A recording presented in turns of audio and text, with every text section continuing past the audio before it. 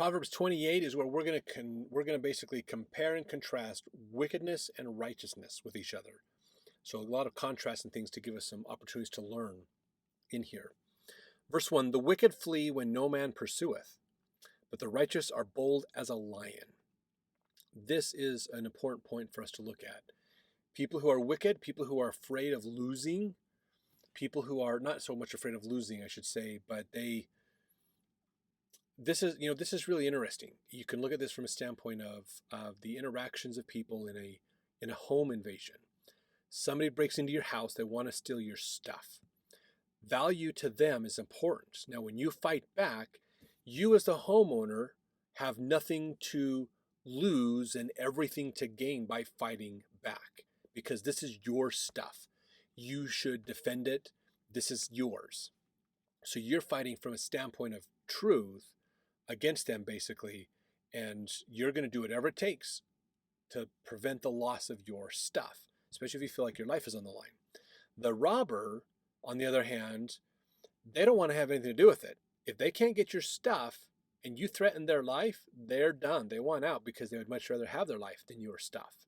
So that's kind of this idea, this perspective that we're having, basically. Okay, and again, only the wicked feel guilty about stuff. The people who are guilty of things get offended by stuff. If you're not offended by it, you're probably not guilty of it. Because why be guilty? Let's say somebody accuses you of doing something wrong, and you didn't do it wrong. You can stand there boldly and go, I didn't do that wrong. And you can stand there accurately. If somebody who's guilty gets accused, they're going to run. They're going to hide because now they're afraid of being found out. They have a different perspective, a different way of responding to things. And that's what this is trying to teach us. Verse 2, for the transgression of a land, many are the princes thereof. But by a man of understanding and knowledge, the state thereof shall be prolonged. So again, a lot of times people, the major asset back then was land. So princes trying to usurp land from other people was not an uncommon thing. Using corruption to get your way, to build yourself up at the expense of others, was not an uncommon thing. But the people, it says here, man of understanding and knowledge. So here's the beauty. If somebody is wise, then things can last longer. Things will go better in the long run. Verse 3, a poor man that oppresseth the poor is like a sweeping rain which leaveth no food. A poor person oppressing the poor, that doesn't make any sense. It's like, okay, that was pointless. That didn't help anybody, basically. Verse 4, they that forsake the law praise the wicked, but such as keep the law contend with them. So this is this idea of, are you keeping the law or are you not? How is this how are you reacting to it? Verse 5, evil men understand not judgment, but they that seek the Lord understand all things. So realize, okay, those who understand God, understand his rules, and, oh, here's what I should do, which is also, when I learn what I should do, I also learn what I shouldn't do. Whereas evil people, it's like, do whatever, we don't care. So there's a contrast there, basically. Now, verse 6, better is the poor that walketh in his uprightness than he that is perverse in his ways, though he be rich. So it's better to be poor and have integrity than rich and no integrity, is really what it comes down to. That integrity inside is more important than wealth. Focus on integrity, not the wealth. Very, very important point. Verse 7, whoso keepeth the law is a wise son, but he that is a companion of riotous men shameth his father. So this is a good point here of be careful who you associate with. If you go hang out with the people who are breaking the law, then you're going to be seen as a lawbreaker, and that's not going to go well for you. Verse 8, he that by usury and unjust gain increaseth his substance, he shall gather it for him that will pity the poor. So that kind of sounds a little weird in there, basically.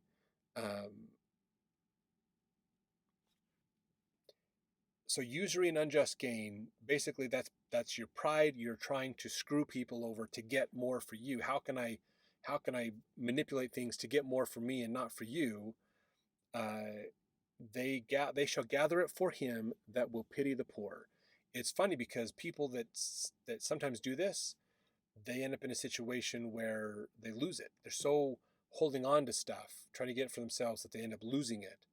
And sometimes because they do illegal things. If you rob a bank to make yourself wealthy, you're going to lose it. And it's going to go to the rightful owners, basically, who earned it the proper way. Verse 9, he that turneth away his ear from hearing the law, even his prayer shall be an abomination. Good advice. If you stop following the commandments of God, then you have to realize that God, that's you not listening to God, basically. If you're not hearing the law, if you're not listening to God's word, he's not going to hear your word when you need help as much. So this whole idea of deathbed repentance, or this idea of, I don't have to do what God wants me to do, and then as soon as I get into trouble, I'm asking for God to help me. It doesn't quite work as well. It's going to work way better to follow God the whole time. Verse 10, whoso causeth the righteous to go astray in an evil way, he shall fall himself into his own pit. But the upright shall have good things in possession. So I think that's pretty clear on that one as well, that if you try to destroy the wicked or try to destroy the righteous people, pull them away from good things, you're just going to fall trapped to your own devices anyways. It's going to cause problems for both of you.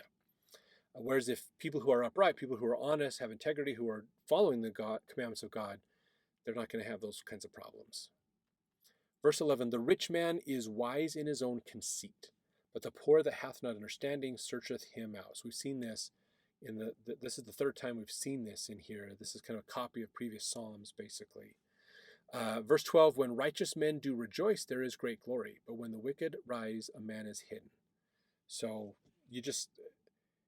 it's so fascinating to look at this idea of when you do right, it's okay to be public and transparent about it. When you do wicked, you don't want to be transparent about it. And then eventually it comes back to bite you. So just don't do wicked. Be honest. Be transparent. It works better. In fact, verse 13, he that covereth his sin shall not prosper, but whoso confesseth and forsaketh them shall have mercy. Now again, we have to understand this too, is that sometimes wickedness pays off. Sometimes people go a long time without that punishment. Okay, if punishment happened instantly, people would stop doing wicked pretty quick. But it doesn't happen instantly. So we just have to realize that, okay? God's going to handle all of it at some point and take care of it. We don't have to worry about it. But sometimes it looks like the wicked do great. And ultimately they won't. They won't at all. Now verse 14, happy is the man that feareth always, but he that hardeneth his heart shall fall into mischief. Now, this isn't saying that you should always be afraid. The more afraid you are of everything around you, the better your life's going to be. No. That's not what this means at all. What this means is if you are willing to learn, if you're willing to follow God and learn God and understand Him, that's better. But if you harden your heart against God, that's when you have problems, basically. So verse 15, it continues, as a roaring lion and a raging bear, so is a wicked ruler over the poor people. Yeah, this really goes back to the same ideas that King Mosiah talks about in the Book of Mormon, with why he didn't want to deal with a king. His sons wouldn't be king, so he realized we need to change our form of government to be harder for one person to cause lots of calamity and problems in our system.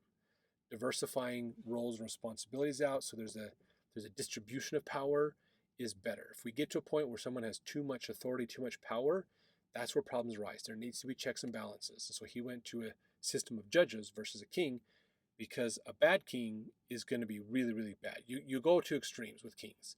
Either it's really, really good or really, really bad. Whereas with the judges, when you don't have one person that can unilaterally do everything, then it's harder for bad to happen. Basically, you're more likely to have good things happen over time. Not super great, but good things. It'll give you more consistency in life. Verse 16, the prince that wanteth understanding is also a great oppressor, but he that hateth covetousness shall prolong his days. So again, learning is great, but you need to realize that covetousness is a problem. If the prince wants what you have, if he wants power and he wants wealth and fame, you're not going to have a good life underneath him. It's just unfortunate how that works out. Verse 17, a man that doeth violence to the blood of any person shall flee to the pit. Let no man stay him. Again, if you kill somebody, there's a natural consequence that's going to come. And It's don't stop someone from avoiding the natural consequence of murder. Verse 18, whoso walketh uprightly shall be saved, but he that is perverse in his way shall fall at once. This is another repeat, one we get from another other psalm or other proverbs. Again, if you have integrity and you're okay with being transparent, you can walk with your head high and be fine. This is like the idea of lying. If you don't lie, then you don't have to worry about lies because you just tell the truth and it works its way out. You don't need to think about what was the lie I said to who and when. It doesn't. Otherwise, it falls apart and you fall into your own trap. Verse 19, he that tilleth his land shall have plenty of bread, but he that followeth after vain persons shall have poverty enough. Take care of yourself. Focus on getting yourself taken care of. Don't go off and follow people who claim they can help you. Learn to take care of yourself is a good thing. Verse 20, a faithful man shall abound with blessings, but he that maketh haste to be rich shall not be innocent. If you put wealth above God, you're going to have a problem. Very big problem. That's what verse 20 is all about. Now, verse 21, to have respect of persons is not good, for a piece of bread that man will transgress. This is that idea of the Master Mahan principle, basically. If you believe that your life is more important than their life, or that you should, they have bread, I'm going to kill them to get their bread. If you value their stuff more than their life, that's bad. This is that whole Master Mahan principle that we've talked about in the past. And if you're just familiarizing yourself with this idea of the Master Mahan principle, go look at our videos in Genesis. Go back into our videos archives to look up in Genesis around the time of Cain and Abel, that story, and understand what the Master Mahan principle is. It's a very important principle through all of the gospel to help us out. Now, verse 22, he that hasteth to be rich hath an evil eye, and considereth not that poverty shall come upon him. So again, if you're focusing on wealth, I got to have wealth, I got to have money, I've got to live a certain standard of lifestyle in my life. I have to work and expend all my resources to maintain a lifestyle. That's going to cause problems because eventually it all can be pulled away from you. It can all go away. And that's the thing that you don't want to think about because that's scary. But it's the reality. And realize that when you think about that all of your wealth, all of your standard of living can be taken away from you. Just realize it's not the most important part. And then it helps you to realign your priorities, and that'll help you to get on a better track. Very, very important. Verse 23, he that rebuketh a man afterward shall find more favor than he that flattereth with the tongue. So again, this isn't these proverbs are not giving us license to tell everybody they're wrong. This is about offering correction and helping people. Okay? Giving feedback is okay. Accepting feedback, realizing how can I improve is good. That's okay. Verse 24, whoso robbeth his father or his mother and saith, it is no transgression, the same is the companion of a destroyer. So if you believe that robbing your parents, which is your own, basically you're taking your own inheritance away from them, that's just not good. Just not good. That's a whole wrong way to think, basically. Verse 25, he that is of a profound heart stirreth up strife, but he that putteth his trust in the Lord shall be made fat. So this gets into the idea of, again, if you believe in yourself and you build yourself up, you're just going to end up causing yourself a lot of problems. If you believe in God and build God up, then he's going to bless you and it'll be better. He can help you to prosper. It's not about building yourself up to prosper. It's about allowing God to build you up. And how do we allow God to build us up? We keep his commandments. We show love and kindness to other people. Those kinds of things. Verse 26, he that trusteth in his own heart is a fool, but whoso walketh wisely, he shall be delivered. Again, this idea that drinking your own Kool-Aid, trusting yourself too much, pride, selfishness is bad. Now, verse 27, he that giveth unto the poor shall not lack. That's an abundance mentality. But he that hideth his eyes shall have many a curse. If you remember, they've talked about this in the past as well, that if you avoid giving to the poor, that's bad. You should be willing to give to the poor. Be more abundant in your mindset. Don't think so much about scarcity. Think about abundance. That'll help you out. Verse 28, when the wicked rise, men hide themselves, but when they perish, the righteous increase. So this is that idea, again, when wicked men rise, the good go into hiding, because when the wicked men rise, they're in power. The righteous are going to be the oppressed. So they want to hide and get out of there. And when that flips, when the wicked gets destroyed, the righteous have a chance to flourish and to do better, basically. So it's a good thing for us to think about. Well, I hope you're enjoying these videos, going through Proverbs, lots of great insight and wisdom. Look forward to reading your comments on these. I thank you for the comments that you've left already. Love having that conversation longer with you in the comment section. Let's continue on with Proverbs in the next one.